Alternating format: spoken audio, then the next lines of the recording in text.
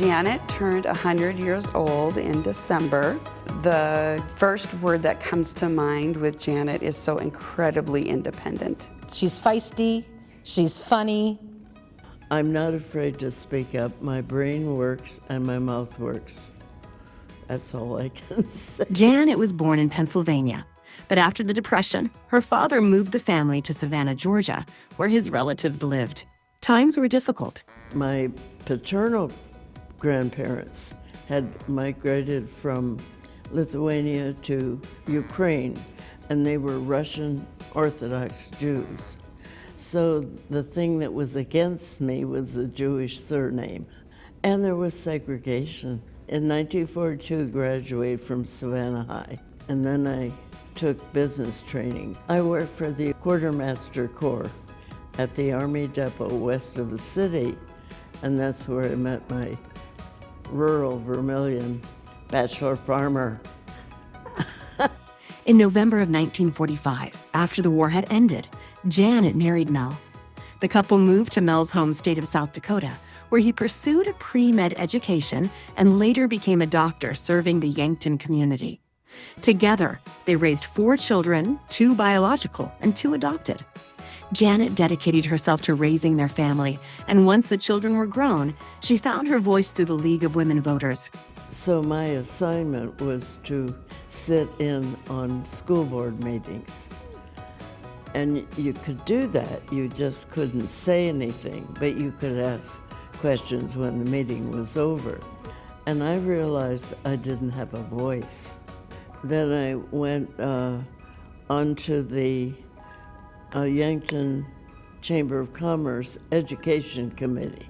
Every year the legislature was in session, we as a committee took a bus tour to Pierre. Women had to do tough things throughout the years in order to get where we are today, and I can only envision Janet being one of those very strong-willed women to empower what I'm able to do today. Janet has been part of the Dow Rummel Village for over 21 years, a decision she made after the passing of her husband. She moved to assisted living at a pinnacle time in her healthcare needs. She'll say that a large part of her being in assisted living is her eyesight, but she also recognized that, the benefits of the 3 meals and the med management. And I merely decided I didn't want to take care of a house, the expenditures, so I came here.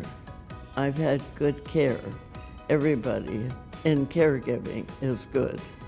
Living in a community like this, I'm grateful I can pick and choose. Over her more than 100 years, Janet has witnessed many changes. Cell phones, and my typewriters changed because I got an electric one, and then I got a computer. And at this age, I take naps. When we talk about communicating with a resident or providing that care, in order to provide the best possible care, you have to know your resident. You have to know their likes, their dislikes, their background, their culture.